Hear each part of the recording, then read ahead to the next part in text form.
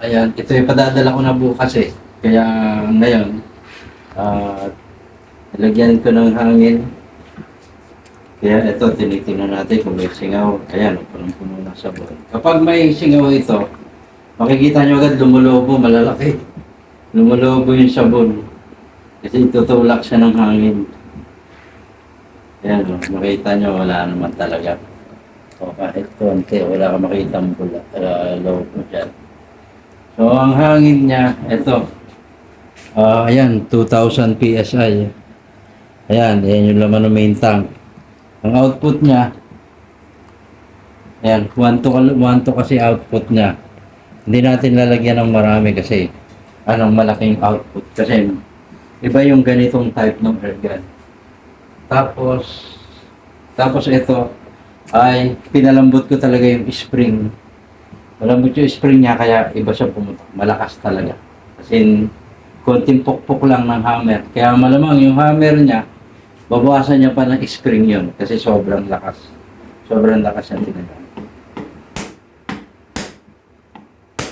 Yan, no? Kaya lang masisira kasi yung tiles pagka tinalaban ng ito. Kaya, try natin yung iba. Napamukpok. Kasi kanina, pinupukpok ko ng Ilagay mo sa yung sangkalan. Ay, Doon mo Kaya lang malambot din to kasi plastic. Dapat medyo bakal. Ay, dito pala. Kuha lang ako sandali.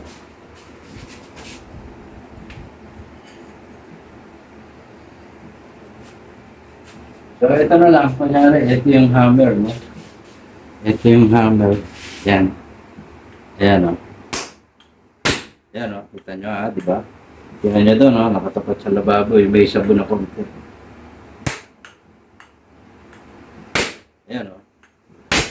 Diba? Nakita ba yun? Hindi. Ayan, ayan, ha? So, bibigyan ko ng tamang pokpok kunyari ng hammer. So, ayan. Diba? Talakas. So, kita nyo, walang kasingaw-singaw yan, ha?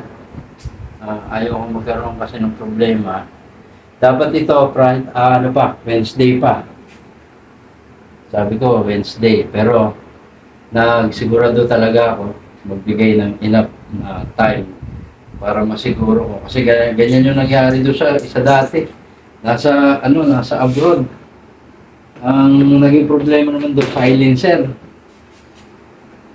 Silencer, sa sobrang lakas ng airgun, nananabog daw yung silencer. Hindi naman ako gumawa ng silencer noon. So kaya dito, kasi ito, hindi ko pwedeng i-shift ng maraming hangin. So, ang hangin lang na matitira niya mga 500. Tapos lalagyan pa yung protection dito para in case na, 300 to 400 lang o maaaring 100. Kasi takot ako mag-shift ng maraming hangin nito. So, yun.